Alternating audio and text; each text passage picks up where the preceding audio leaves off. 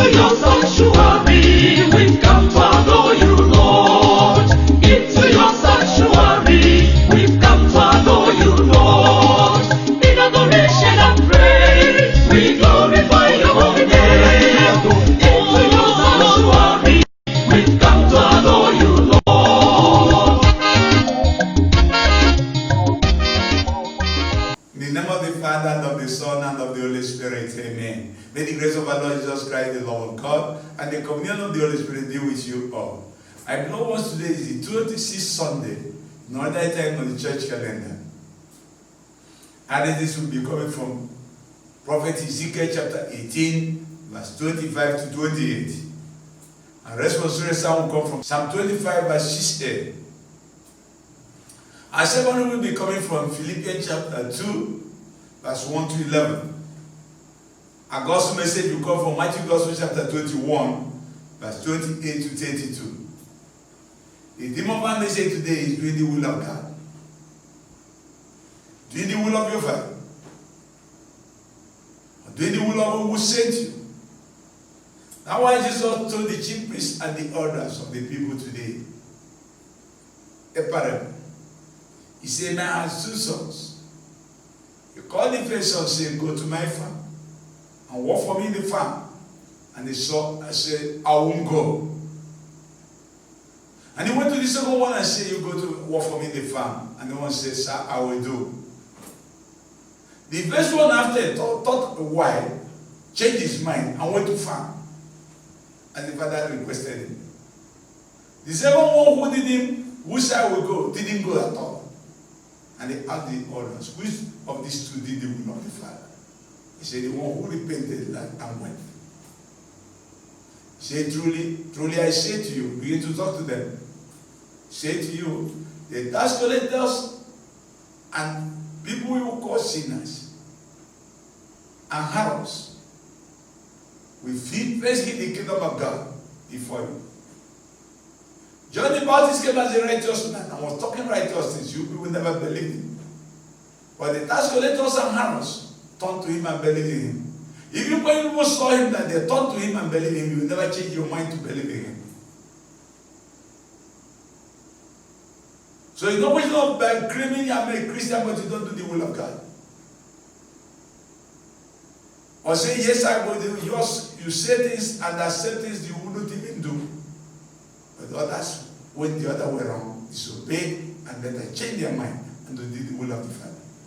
He said, they are right in their answer. He's the one who did the will of the Father. And now why today, Prophet Ezekiel did tell us that people say God, the Lord is just, unjust. The Lord is not just. And he said, is the God who is not just or you who is not just?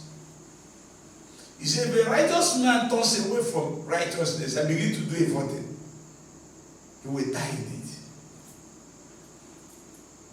And the good things he do will be forgotten. And if a wicked man turn away from his wickedness and begin to do right thing and live a lawful way of living, and keep to the word of God, he will live. He will not die.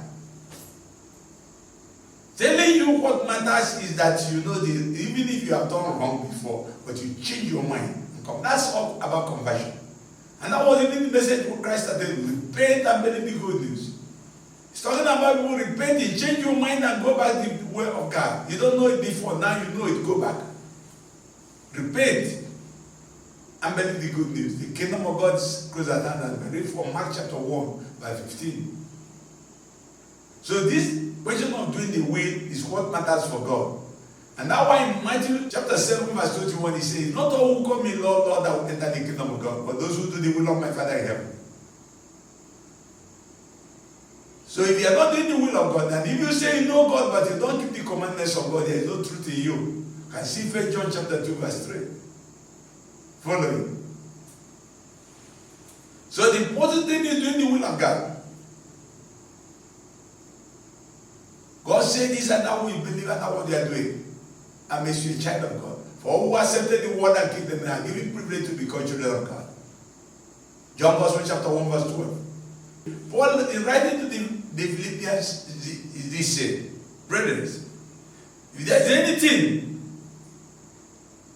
encouragement in Christ, any incentive in Christ, any incentive in love, any participation in the Spirit, any affection and sympathy,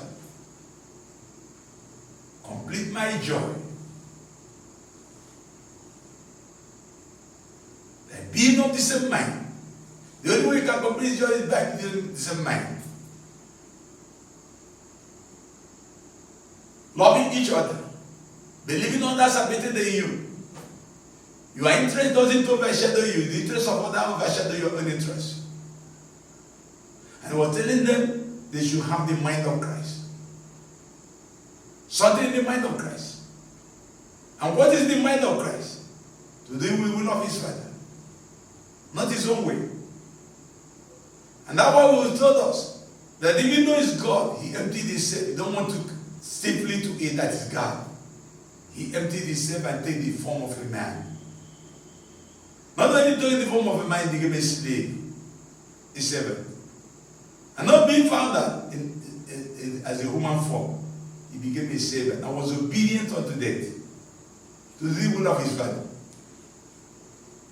He lowered himself to lift others up, became a slave to make others freeborn, was obedient unto death on the cross, in obedience to the will of the Father. And because of that, God lifted him above every other name. And at the name of Jesus, every knee must bow, every tongue must confess, in heaven and earth and under the earth. And to the glory of God the Father, and every tongue must confess him as the Lord and Savior. Because he did the will of the Father. So, every person is called to do, we have all sinned. Read the Romans, let us go to Romans chapter 3 verse 24. He said, all of us have sinned and fallen short of the grace of God. What is important is that you repent for your old way of living and turn back to the gospel message. And Paul did say, once in Christ you become a new creation, the old self disappears. You can see 2 Corinthians chapter 5 verse 17. You become a new creation. And God is calling on us to turn from our evil way, from our bad way, and live the way of God. That will be the only way we can be in Him. And the only way He will accept us. That's the way we can hit the kingdom of God. Now why the psalmist who knew it all today and don't say this very message, say, remember your compassion, O Lord. It's only your compassion upon us that will save us. Now will make us to see, know we have sinned against you and turn back from our evil ways and live the way of righteousness.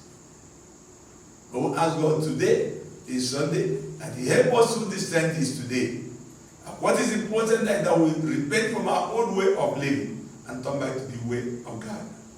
He's not interested in our sins. He's interested in our repentance. But for you to imitate the evil men, you are doing good before you, and you think that the evil men are doing better. To imitate them is to commit suicide. Because if you abandon your good way and do evil way, you die in the evil way, you perish. And the evil men turn away from evil and begin to do good, they will live. And you ask God to give us grace to understand the will of God and be ready to do the will of God at every unconditional. We ask this through Christ our Lord. May the blessings of Almighty God be upon all of us as we celebrate in the will of our Father, and of the Father, and of the Son, and of the Holy Spirit. Peace be with you all.